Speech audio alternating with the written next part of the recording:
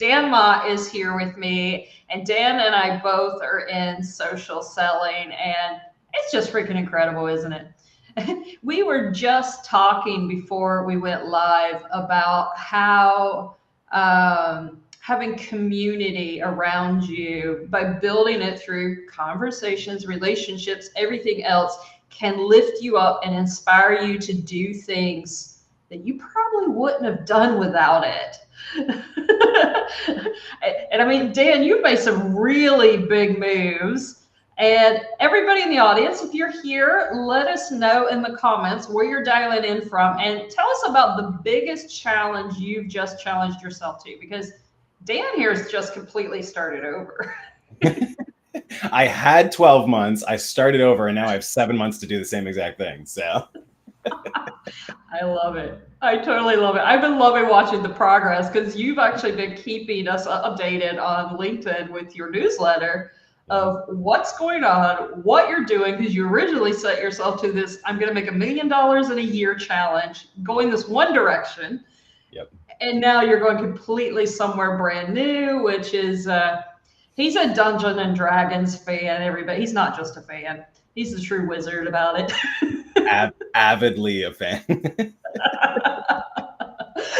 And he's actually going down the road.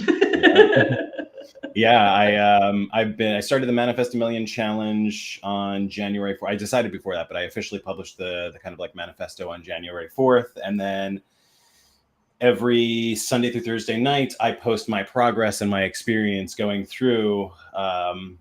Basically, I challenged myself to manifest $1 million working for myself in 2024. And it's been the highs and lows, the good, the bad, and the ugly along the way. So I've just gotten so used to just like publicly being like, here's what I'm doing. Here's how much money I'm making. Here's what's working. Here's like where I've failed miserably. And it's such a freeing thing that I don't have to keep that in my head. I can just talk about it openly. And in doing so, right, like exactly like we were talking about right before we went live, and we were like, wait, we need to stop the conversation. Like, let's just keep going live.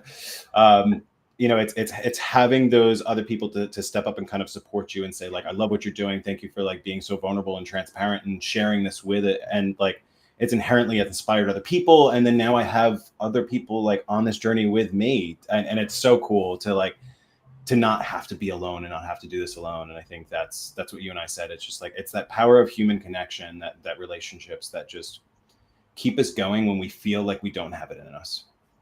Yeah, and I mean, it makes you realize you're not alone in this. And at the end of the day, even what you're doing still comes down to relationship building. And you are still actually social selling, building your reputation through this, even when you're talking about failing here and there, which we know is just learning steps, but still. I mean, I have to admit, I was just telling you, I'm setting myself up to do this publicly in July. 30 days to 20K. First time I've done that in this business and stuff. And, and maybe I don't know about you, this may not affect you I mean, failing in public generally you don't want to do, but as a business owner and being a woman, I did second guess this, but then I've been watching you guys do it and everything else. And I got challenged by my mentor last year to do it. And I'm like, why not? Why not just show people that there are the ups and downs and everything in between? And literally just watched you trash, and I won't say trash because you learned so much this year, but you literally threw out in the bin everything you were doing and planning this year, started over. They literally burnt 5 years worth of hard work and experience to the ground. But from the ashes, I'm rising like a phoenix. So. I know you're going to be so much stronger. Now I got to ask, and it's crazy, like how much focus and clarity I have now that I'm like doing what I always knew I was meant to do this, but I always held myself back. I was like, not yet, or I'm not, like that's not going to pay the bills, or I made all these excuses in my mind. And then now that I'm actually doing it and I've committed to building a gaming company, I'm like, in 5 years of building Sixer Media, I never had this much clarity and focus. Like I know exactly what I need to do every second of the day. And I know that I'm right on track and I know exactly what the next step is. And I just need to move to the next step. So then a way I can just keep going and keep going. And it's incredible how much clarity I have. It's nuts. Well, it's not like you lost anything in that 5 years. You've been gaining everything you needed to have that clarity you have today. Yeah. I mean, it's all positive. It's all been going for still the direction you're going. Sometimes we can't succeed with those ideas till we have what we need to do it. And now you obviously are in the position for that. Yeah. It also gives me a unique differentiator in an industry that is mostly creatives. Like I have all this B2B sales and marketing and operations experience that is going to significantly help me be able to build my organization, which is really cool. Yeah, I mean, you're just going to be able to launch right out the door, not worrying about the marketing side of things and selling because you've already got all those skills, which is where most people lack. They do the thing and then they worry about getting the skills. Yeah. I mean, and that's the big thing. I mean, you already know, and you're going into gaming, which is again relationship building, and all of this is still going to, yeah, it's just going to take you on down that road. Yeah. But so, what's the first move you're making out the gate now with this? Yeah, are you going to focus on building the community around that idea now using social selling? Yeah, so I guess, and I'll give a little bit more context. So I am launching a tabletop gaming company. I play a lot of Dungeons and Dragons. So, and Dungeons and Dragons it's the most popular, but it's only one game engine. So there's really kind of a lot out there in the tabletop role-playing world. So I've actually already been creating a game for probably the past 2 years. I have it pretty far along in development. My plan was always to publish it, and I just was kind of doing it as a hobby. And now that I've gone all in, it's exciting to see it kind of accelerate. But yeah, I need to get my game essentially to a point where it is ready for me to. I need to be able to hand it to someone who can go play my game without having to talk to me and ask how it works. So all that stuff is I have like the rules down, but a lot of the thing is in my head, and I can run it for my friends. But the real challenge and feedback is like, can I give it to someone who doesn't know me, who doesn't know how to play my game, and can they run it themselves? Do they have any questions, or does it start to fall apart? So I have to get it to my goal is to by end of week have it live, ready, and physically launch the pre-alpha game. So it'll be like the very early access version to it. But then 100% it is all about just getting it in front of people who run games, so dungeon masters, and then also players, to start getting feedback, so I can actually build the game, not just like what I want, but what other people want as well. So that is very much like shift over to community mode, getting in front of as many people as I can. Locally, game stores, there's breweries that have like D&D nights and things like that. So being able to tap into those local communities, but then also online, and there's so many events like across the country and beyond. So there's so much that I can really tap into, and it's really like, I think my unique advantage of coming from the B2B world and is really like the art of collaboration, right? Like I don't think you see it as much in like the D&D world because everyone's kind of doing their own thing. There's YouTube creators who create their own content. There are people who are playing games and streaming them, but they all do it in their own little bubbles. So to me, it's like there's a huge opportunity to go and connect all these people and create like the all-star leagues and create collaborations that are going to bring all these micro communities together. So that's kind of like the vision I have from all this experience I've had in like B2B sales and marketing, where I'm like, this is something that's really cool that like the market's going to need and want, but no one's doing it yet because they just don't have they haven't gone through the kind of corporate world for 15 plus years doing it this way. So that's awesome. I mean, it kind of reminds me of I'm a World of Warcraft junkie, so I'm not playing now because I had to put time in my business. But yeah, it will quickly consume you. It does. It's like a whole nother world, but oh my God, I love it. I do. It's like got my heart. But yeah, I mean, I think the thing I haven't played Dungeons and Dragons. I really need to get on it because several of my friends do, and it's probably something I would enjoy. But I just love the collaboration and the networking that WoW had. I mean, you got on there because you had to run raids, you had to do all kinds of stuff against, like the bosses and things like that. So you got anywhere from 10 to 30 people working together, and you just ended up with these amazing leagues of people to accomplish a task and working together. And I love that. I think for me, that's kind of how I got into the social selling and networking side on social media. I already love social media. The minute it came out, it was like, oh my God, this is my place. Because I get to talk to people. I just love connecting, talking to people around the world. But really bringing that from the gaming world is where I jumped into, hey, if we collaborate, if we network, if we work together, then we can do so much more on social media. And it's true. Yep. It is, yeah. And in games, it has like hard rules that you have to play by. Like if there is a boss that you have to fight and they've made it so hard that you can't do it alone, you have no choice other than to collaborate with people. And I don't think that there's a lot more ambiguity in the business world where it's like, I think I can do it on my own. I feel like I can do it on my own. And like, I made this mistake for a long time. I was like, I pushed myself and I was like, I can do this by myself. I can figure out everything myself. I can learn everything new. And it wasn't until I was like, I can't do everything by myself. I need the support of people who can back me and lift me up when I'm down, but then also who have expertise that I don't, right? Like it's so much more efficient to go work with people who can teach me as opposed to trying to figure it out on my own. I realized I used to value I used to be willing to sacrifice my time more than money. And I realized that like it was much more beneficial for me to invest my money in myself and take my time back. And I think that's it. You're right. I mean, as business owners in general, we do tend to try. I think a little bit when you get into it, people get into, oh, it's my idea. Somebody's going to steal it. So I got to hide it. I got to protect it. Nobody else can get it. Well, I hate to tell you guys, pretty much everybody's doing what you're already doing. The only thing special about it is you, which is unreplaceable. But, this waiting to get help instead of collaborating and networking and figuring out how to get there. We reinvent the wheel every time you do that when you don't need to. Go learn from other people. Yep. Get it from other people. And, I'm guilty of this one. Heck, I'm a serial entrepreneur and I'm still a little bit guilty of this one, that sometimes I get in my head. I'm smart. I'm intelligent. I can figure it out.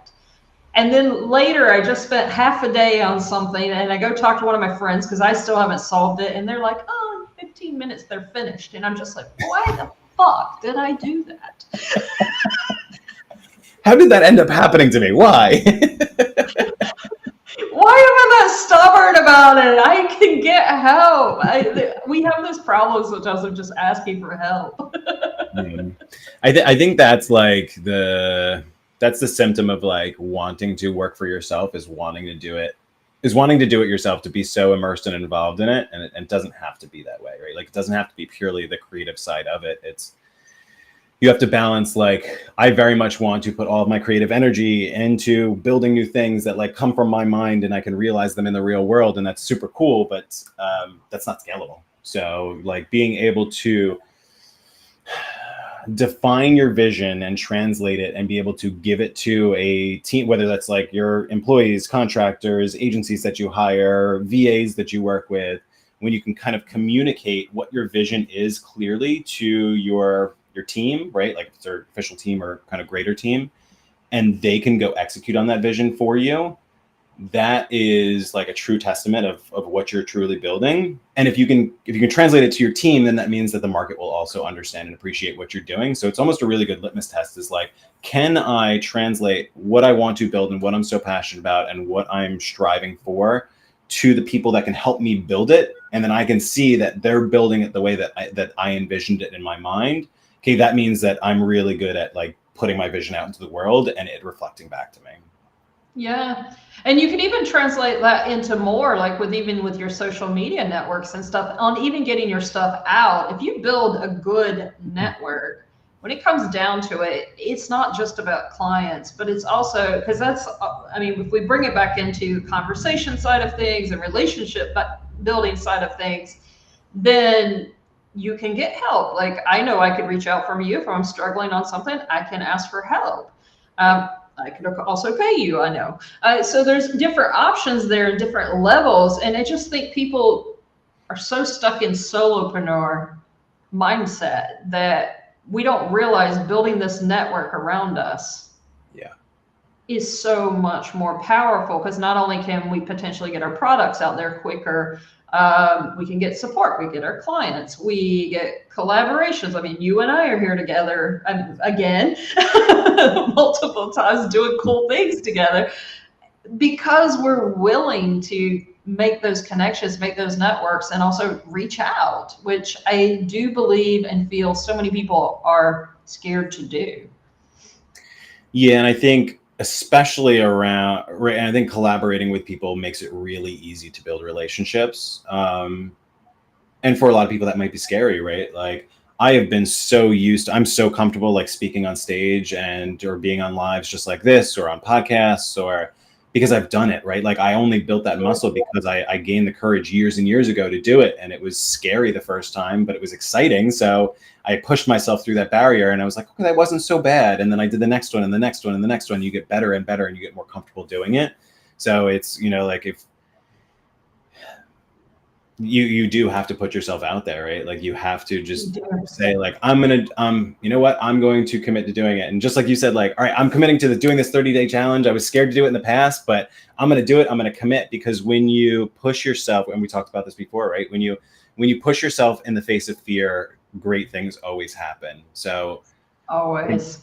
fear holds us back because it's like, I don't want to go do that thing because it's new, it's scary. But doing that new thing and pushing yourself through it makes it no longer scary and unlocks so much, not only in your mind, but like in the outcomes that it produces. Yeah, and I mean, we can take that into sales. We know a lot of people are worried about being icky or pushy or even putting themselves out there that they're selling something. Yet we're business owners. We're not building charities. We're business owners. We're selling something. And I do think we need to own that. It's okay. I was just talking to somebody yesterday, a podcast interview I did actually, and it's like I told her, I said the first thing we need to do too is own, we're selling something. It's okay. Yeah. It's okay to own it. That's our intention. Yes, we're out to make money. We're looking to get financial freedom. And because the first thing when you ask somebody something is, why did you build your business? Well, I want to help people. That's not actually it's really not your first intention. It's to make money. Yeah. Yes, you want to do it and help people, but let's go ahead and be okay with the fact we're selling something, but we can do it without being icky, and we can get out of feast and famine cycle and actually have cool collaborations and conversations online, working together with people and still get clients, and it's all okay. Yeah. I think, you know, there's this whole misconception around sales too, right? And I think it's our own doing where like we publicly kind of like shame people for like bad cold messages and things like that. And I've 100% been guilty of it myself. I've been there. I'm doing better too. But it breeds this environment of like people thinking that sales is bad, and that's not the case. Sales is not bad. There's just bad sales.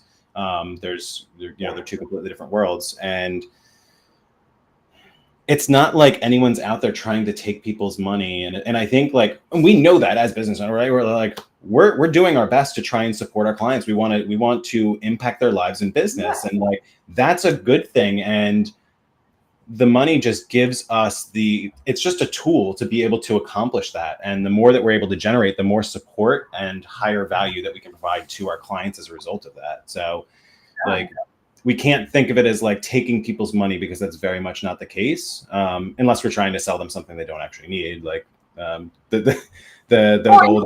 Or you are selling something that you're not actually selling. That's different, but that's true. Yeah, there's definitely our audiences are not those people, so they're all on the level. They're actually giving a good service out there. Yeah. And it does so much to just enable more. It snowballs, right? Like, okay, I can generate more money, which means that I am proving my system works, and then I'm helping more people and they're getting better results. And then it creates this ripple effect that continues to grow and continues to enable and support more people along the way. And that is nothing but a good thing. It really is. If anybody's out there watching us, or if you're catching this later, put in the comments, do you struggle with selling, and what's holding you back, or what do you feel like is holding you back? Is it just fear, or something else. but And it's but yeah, another, you're right. And I mean, for me, it's like I like to think of the money and the clients as a side effect yes. of the service that I'm providing. I mean, I'm okay with that. I went into business to make money. I'm okay with that.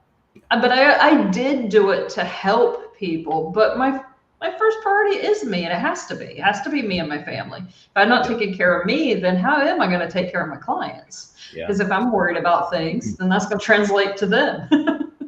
I always call that airplane logic. You get on a plane and they tell you, like, in the case of emergency, put your mask on just yourself before your children or anyone near you. And it's like, if you pass out, you can't save your child anyway. So like you have to focus on yourself. And it's the same thing anywhere, right? You have to focus on yourself first because that enables you to help other people. So Yeah, Miss Beth Ann Campbell. I hate selling, but I have Heidi Medina to set me straight. Yeah, we're working on that one for sure. Yeah, but here's the thing. I think this is the other thing too. Like you said, Dan. So many people have made selling an ugly word. And here's what something I noticed. It really hit me the other day. They've made selling an ugly word if you're a small business owner, but they don't really care if it's Walmart or Target or Costco or Ford or whoever. They don't, that's no problem. yeah. It's only from small business owners. If you offer your services, all of a sudden you are the used car salesman nobody wants to talk to. Yep. And yet these are small business owners with this thinking. And I'm just like, do you realize how bad that is affecting you being able to sell your services? Yep. I mean, it's a horrible mindset. We need to fall in love with selling. It doesn't mean we got to use every icky marketing tactic out there we see or what we think is icky. And that's what you talked about. We've shamed a few, and yes, and I will still use some as examples of what not to do. But I've changed my mindset on it. I'm celebrating anybody who's putting themselves out there. Yep. I also am aware I don't have to like their tactic, and that's okay, but they all work. Use what works for you. I'm going to congratulate you that you had the courage to put yourself out there. Doesn't mean I got to like it, but I'm still going to congratulate. You know what I mean? I think if we change our mindset on selling, even if it's a tactic we don't necessarily like, then it's going to translate into our business and how we put ourselves out there. And that's how you learn, right? I mean, it's what we're talking about before. It's anytime you do something new, you're not gonna know what you're doing, right? You're gonna take the advice of other people, you're gonna do some research, but the best way is just to dive into it and see what happens, because you learn from both the wins and the failure, right? Like you have the successes and you're like, that worked, I'm excited, let me do it again. Like that motivates you to keep going. And then you also get the hard nose and the people who shame you and stuff like that. And that can be discouraging. But if you have, going back to mindset, if you have the right mindset, don't let that shut you down and don't let that scare you and be like, I don't want to do this anymore. No, it's an opportunity to learn and say, okay, well, I didn't like what I did. I'm learning, and that's okay. I can make mistakes, and now I'm going to improve moving forward as a result of that. Let me find a better way, a way that I'm more comfortable with, a way that's not going to get me these responses that are making me feel this way that I'm not happy with. Well, and here's the thing too. Learning is failing, because if you don't fail, that means you didn't actually learn. But also, if you didn't try the thing just because you thought it might not work or this, you may end up happening on something that works amazingly well for you because you took courage to try it anyway. And you push through the discomfort to actually see, is this something I actually don't like using, or is it something that works for me? Because that's a real problem I see, is a lot of people are just scared to even try the thing. They've got it built up in their mind that it's so horrible that they won't even try it, and then they're still stuck. Yeah. You have to accept that it is going to be horrible, and that's okay. Like I remember some of the first messages I sent in LinkedIn DMs were like very cringe. And I like, but yeah, I mean, like I have sent thousands and thousands of DMs since then, and every time you have a conversation, you learn something new about yourself or about the approaches you want to take or how you're just evolving as a human being, and like your goals, your priorities might be shifting over time, and we're always learning. There's always room for improvement, and the most of that learning happens when it's new anyway. So just know that, like, yes, it's going to suck when I first put myself out there, but I'm going to learn very fast, and I'm going to keep going, and I'm going to get better and better and better over time, every single message I send. That's what I always tell everybody. They're like, how do you go live so easily? I'm like, because no, it's not always going to be perfect. But I remember my first live. Oh my God, it was horrible. And that's why I tell my clients now. They're like, well, I don't want to do. I'm like, just do it. Rip the Band-Aid off, do it. You realize it's probably going to suck. You're probably going to hate it. But until you do that first one, you're never going to get there. And it's the same even with sending your first DM. I mean, offering your services that first time. If you never do it, you're never going to get there. Yep. It's the beliefs in our mind that talk us out of doing it, and they're not even real, right? Like, they're just assumptions that we have, and we make them real by letting ourselves convince it to be true. Mm-hmm. Yeah, I like to, this is a little exercise I do with my clients, and I actually used it with my husband not too long ago. It worked very well. I don't know why I didn't use it on him sooner. But yeah, I used to only do a worst case scenario with people, with my clients. I used to only would go with the worst case. And by the time you get done listing out what the absolute worst can be, which is usually you could die. I mean, that's as bad as it can get. You realize that what you're being scared of is so far unlikely to happen on the worst case scale. But what I added to that is I had them do the worst case first, and then I turned them around and said, now go best case. Yeah. Oh, it's amazing, the light bulb, because once they get done with that, and I'm like, okay, so more than likely your results are going to be somewhere in the middle. Is the worst case really all that bad? And is the best case something you'd love to have anyway? You know, if you're even in the middle. And it's amazing how much by doing that, it takes away a lot of the fear. And the thing is like, oh, well, really, the likelihood of the bad happening isn't really there. Exactly. And if you never do it, then the absolute best, you've got no chance of it ever happening. Zero. Yep. So. What's really cool about that exercise too is it's very much in line with manifestation, and it is doing a visualization exercise of like, all right, what could happen? What is the potential? What would I want to happen? And seeing that image in your mind helps you overcome those fears, helps you say like, you know what, screw it. This is something I would never do before, but I'm going to do it anyway. Because like, I can see what it looks like. I can feel what it would be like to actually achieve that. And it makes it so much easier to actually bring to reality because of the choices that you make along the way. But it all starts in your mind. Well, I don't think a lot of people realize, and I think Bob Proctor says this, is that if you can see it in your mind, you can make it reality, or I'm probably paraphrasing, but yeah. It's the truth. Because here's the thing I've realized, that if you can think of it, because a lot of people are like, well, I'm not ready. I got to do this. I got to do that. But in reality, if the idea triggered in your mind, that means you have the experience and the knowledge necessary to make it happen. Yep, exactly. Which is huge. Everything that has ever been created, right? Like the book on your shelf started out as an idea in your mind. And the more that you think about it, the more that you talk about it and you share, hey, I have this idea, I want to write this book. And then you sit down and you start writing the book, and then you share your progress writing the book, and then you put it in front of a publisher. And then, right, the more you talk about and think about and do and act against those things, that is literally like nothing happens otherwise. So like everything starts an idea, and then it becomes words, and you share it, and then you publish it, and it's, get it out of your head, and it's more likely to become a reality as a result of it. So you just got to keep talking about it, because the more you talk about it, the more you think about it, the more you think about it, the more you start to believe it. And when you believe in something, it will come true. And not only that, you get more clarity on, because you don't need to know the how, everyone. You don't need to know the how. You just need to have the idea. But like Dan said, the more you talk about it, the more you think about it, the more clarity of the how it's going to happen works out too. Yeah, exactly. You start to, the vision in your mind starts to clarify, and then the path to get there becomes very clear. It's like, okay, I want to manifest $1 million, but what does that look like, right? That doesn't really mean much. And then since then, over the past 5 months, right, I've gained a lot of clarity.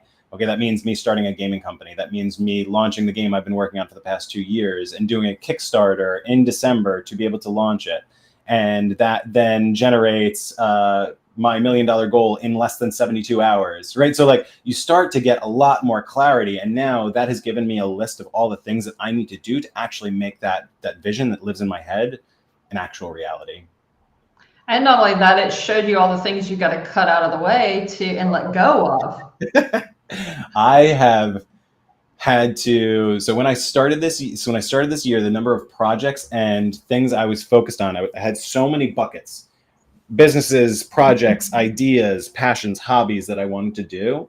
And I was like, had a tiny little dropper, and I was like dropping my focus into each and every one of them. And it was impossible to fill those buckets.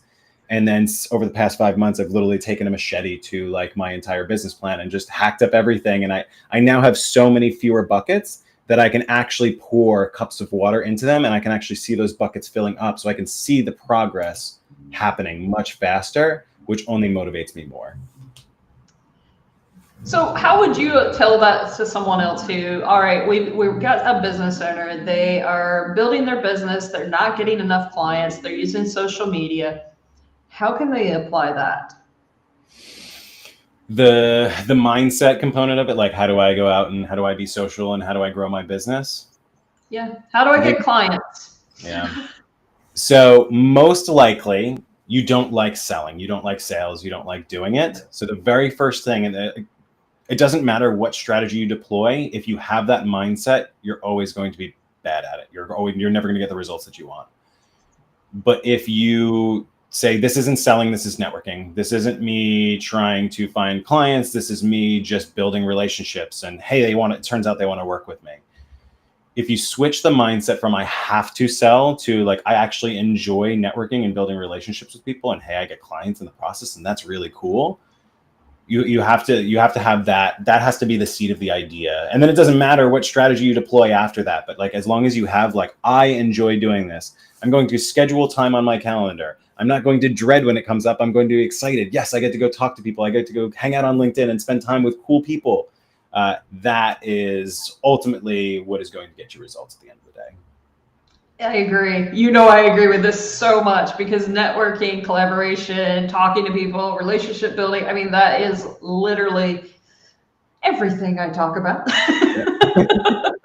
Too. I mean, we got such similarities on that one, but it's true. And for me, that's just, that's the love that I bring into it, is just that I'm out getting to build relationships with really cool people that also allows me to end up working with them. And it's because I put myself out there and just started having those conversations.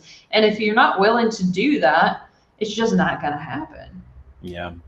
You can have the coolest thing in the world, but if no one knows about it, then it doesn't matter, right? So it's like you do have to share it. And right, you can certainly kind of like shout it from the mountaintops and post about it and stuff like that, but until you actually go and talk to people and we're all virtual, like, but like you metaphorically shake their hand, get to know them, break bread with people, that's like where then they start making introductions to people who currently or actively need your services, or they're much more willing to work with you. They're much more willing to vouch with you, to collaborate with you, which then gets you more exposure and reach. And it's literally everything, right? It's about the, what's the saying, right? It's not what you know, it's who you know. And it's 100%. It's those relationships. It's the people that are going to support you and build you up, whether they be your clients or your partners or your collaborators or everything and anything in between. You need people. You can't just do it on your own. And I think you said it best before. It's a very easy trope to fall in as a solopreneur, working for ourselves, thinking we've got this, we can do everything ourselves. We can't. We need people and we need support along the way. And I agree. And it just makes things different. And also that focus on truly having the quality of life and stuff in your life too. Because I mean, I follow Justin Welsh and I see his stuff, and he's solopreneur. Obviously, that's who he's targeting. That's what he's done and everything. And I just saw a post even from him today, and it was, of course, a good post, except for the last part. It was like, use your time, build a thing, build your assets, then get more money so that you can start freeing up your time. And then the next step was so you can build more assets. And I'm like, what happened to using that extra time you freed up to enjoy a life? Yeah. That has to inherently be built into the process before anything else. I am very rigid on, like, I end my day at 5:30 at the latest, but most times it's 5 or even earlier because my girls get home and I want to go spend time with them. I leave my phone in the office, so I am not distracted. I'm very tempted to, I'd like just walk by it and I see my phone. I'm like, I have to hit the screen, like, to see, like what's on it. So I know that the best way is just to remove that situation. So be present, be there. Don't get caught up in the work. Go live life and enjoy it, because otherwise, what's the point?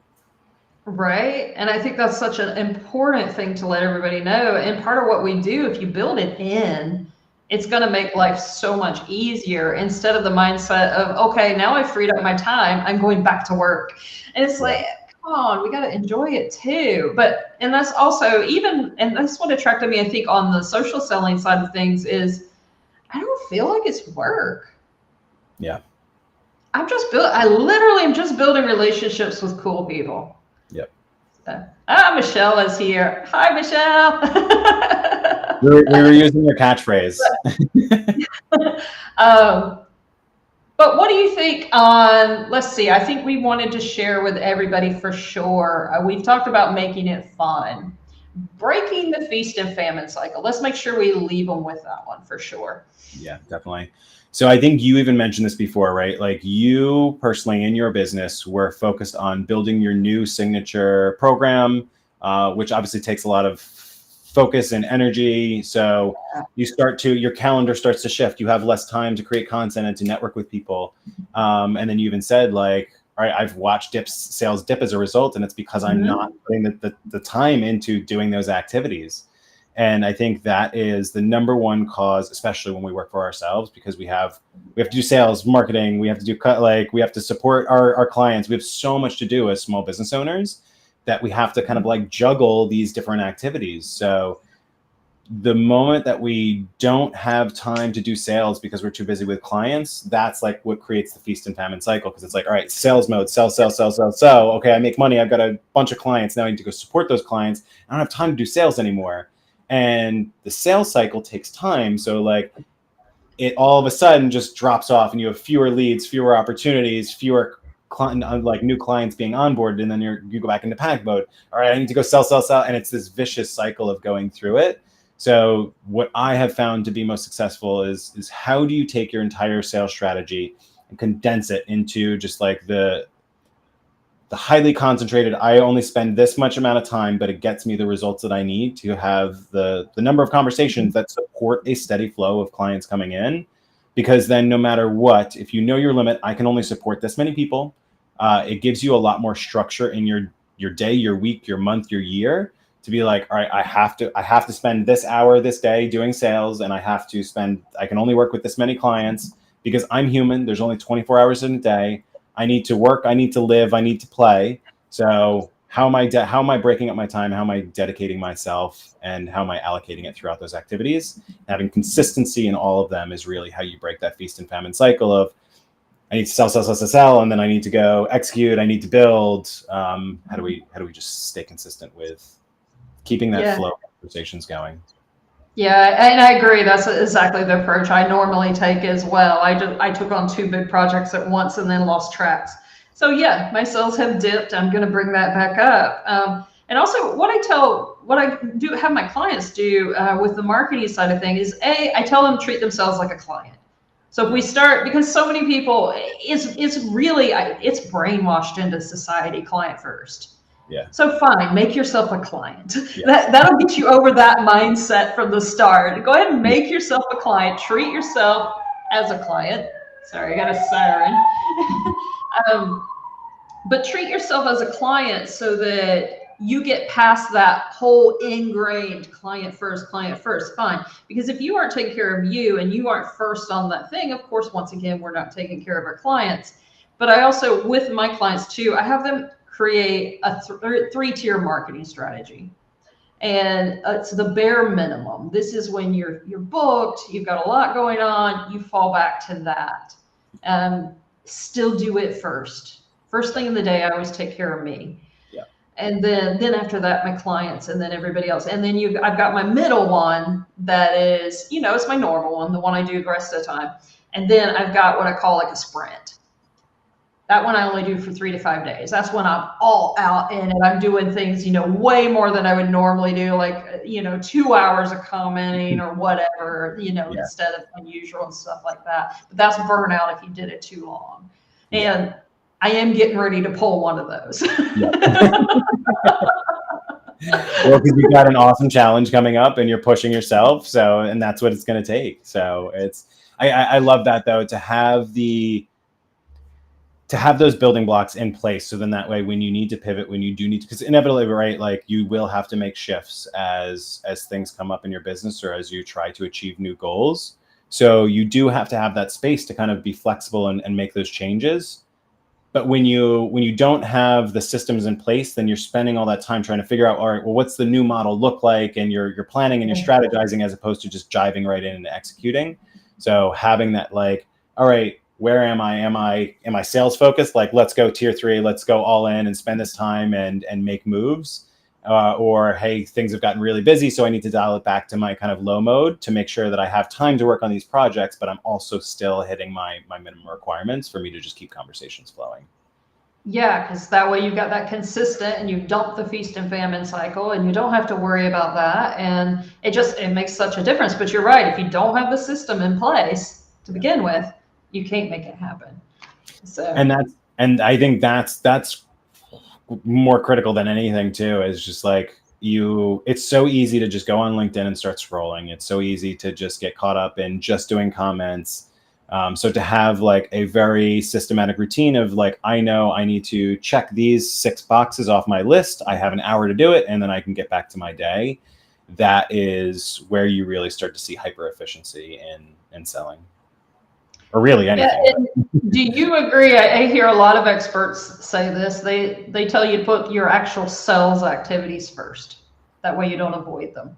Is that your thought process as well? Yeah, it is always the very first thing that I do in the day. Like, yeah, the days that need to be done, it is I get to my desk and I start doing that, and then it's the rest of my day after that. So yeah, I like to do that before I even think about the marketing side of things, but. And then, I mean, right, like I'm inherently just going to like pick up my phone and just start scroll. Like I'm going to hop on and look at my notifications, or I'm going to be like, all right, I need to do this thing. And I need to go see this message that Heidi sent me in my DMs. So I'm going to open up LinkedIn, and then all of a sudden, like I get lost and I'm like, crap, wait, stay focused. Like, so it never really pops back up. But as long as you check off the important things first thing in the day, I do this with working out too. Like, I don't want to have to think about doing it. I don't want to have to talk myself out of it later. I'm like, I'm too busy, or I'm too tired, or I'm this, or I'm that. If I just wake up and I do it, like I know it's done every single day and I don't have to worry about it anymore. Oh, me too, because I'll get lazy. I mean, literally my exercise routine is the first thing I do every day, because if I don't, I will I will skip it.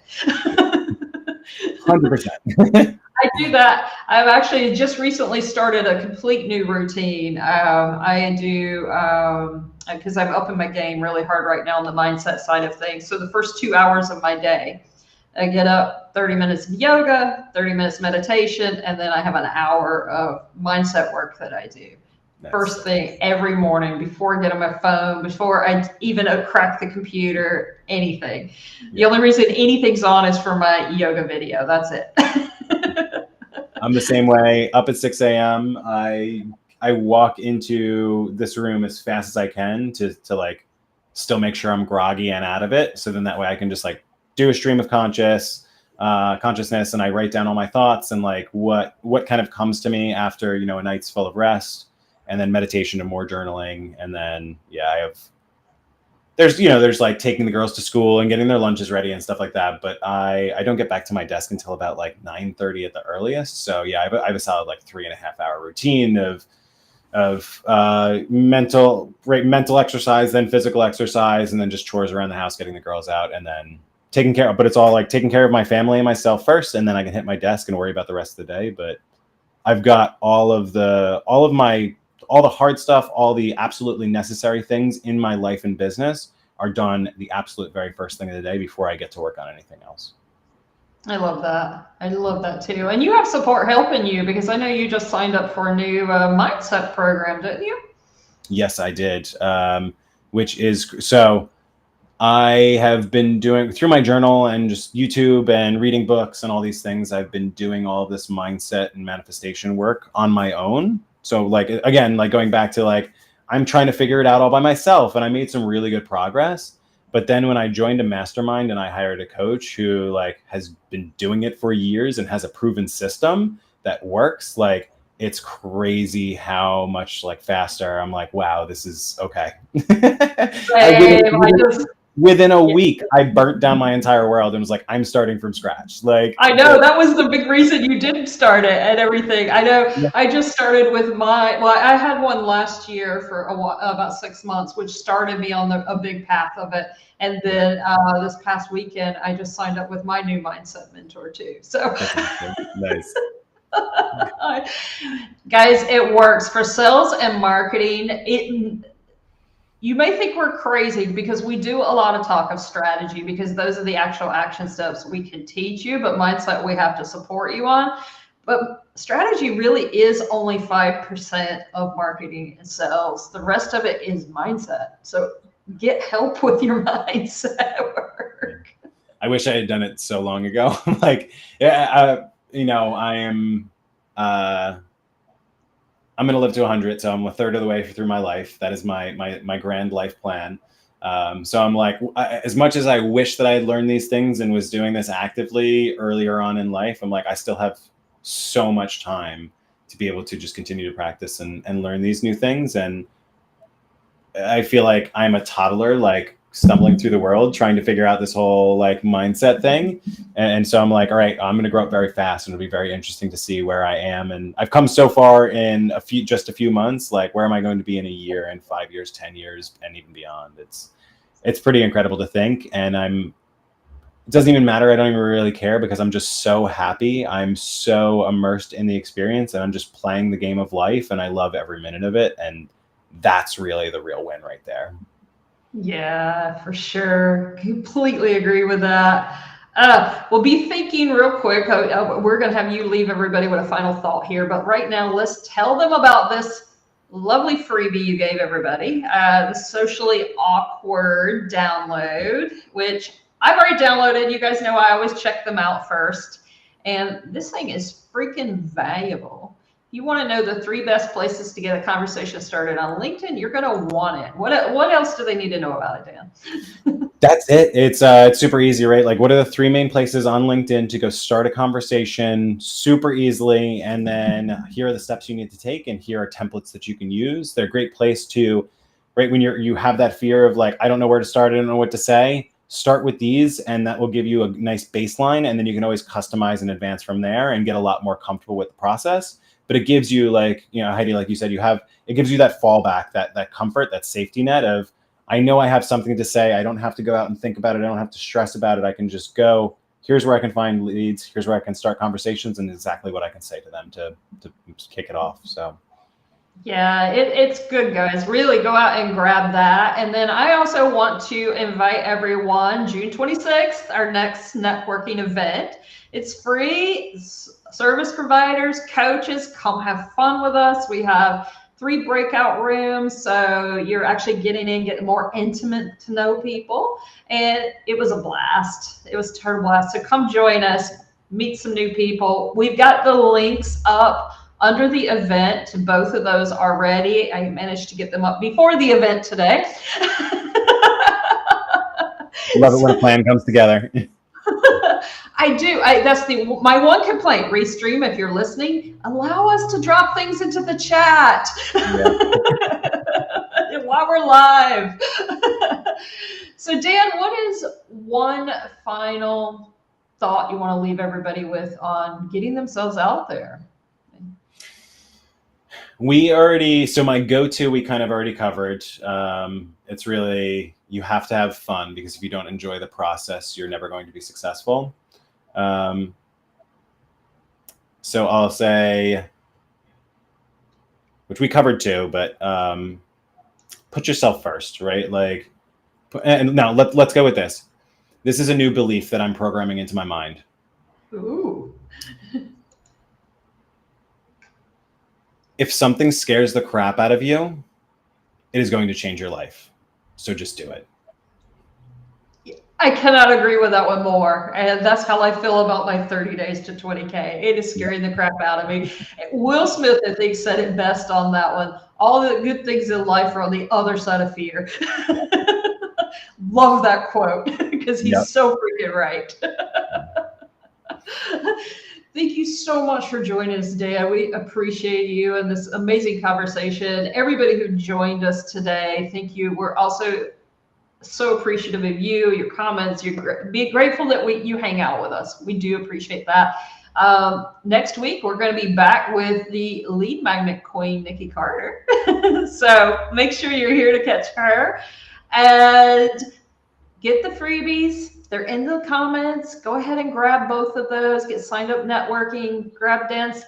So he does give some templates there for getting in the DMs. So do that. So you're not getting scared of that. And we'll see you guys next week. Tell them bye, Dan. Bye, everyone. Thanks, Heidi.